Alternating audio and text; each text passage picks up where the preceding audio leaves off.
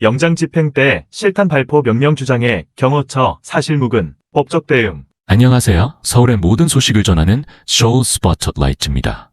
오늘도 가장 핫한 뉴스와 트렌드를 전해드릴게요. 끝까지 함께 해주세요. 더불어민주당 윤석열 내란 진상조사단은 5일 고위공직자 수사처가 윤석열 대통령 체포영장을 집행할 당시 박종준 경호처장이 발포 명령을 내렸다고 주장했다.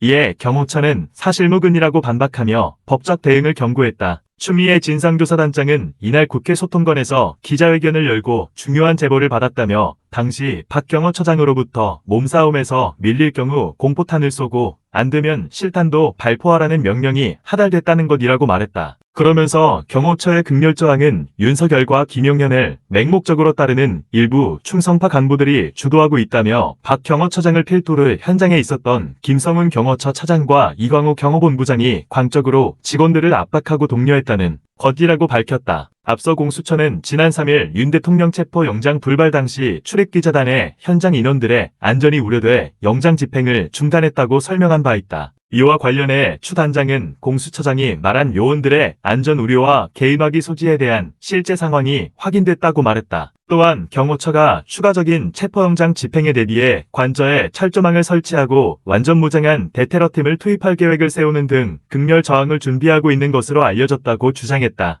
조사단 소속 박선원 의원은 경호처에 대해 내일 전 직원을 소집하고 향후 영장 집행 시 이들을 인간 방패로 활용해 저항한다는 계획을 준비하는 것으로 드러났다며 살수차 확보를 추진했지만 경찰은 이에 응하지 않았다고 한다고 전했다. 조사단은 향후 공수처의 추가 영장 집행 시 안전사고를 막기 위해서라도 최상목 대통령 권한대행 부총리 겸 기획재정부 장관이 경호처장과 차장, 본부장 등 수뇌부를 해임해야 한다고 촉구했다. 이에 대해 경호처는 전혀 사실이 아니다라며 법적 책임을 묻겠다고 반박했다. 경호처는 정치권 일부에서 주장한 박 경호처장의 공수처 관계자에 대한 발포 명령은 전혀 사실이 아니다며 박 경호처장은 지난 3일 수사기관의 영장 집행 과정에서 공수처 직원들에 대한 발포 명령을 내린 적도 검토한 적도 없음을 분명히 밝힌다고 했다. 이어 경호처는 공수처와의 물리적 충돌이 발생하지 않도록 최선을 다했다며 확인되지 않은 일방적 주장에 강한 유감을 표하며 허위 사실 유포에 대해서는 법적 책임을 묻도록 하겠다고 밝혔다.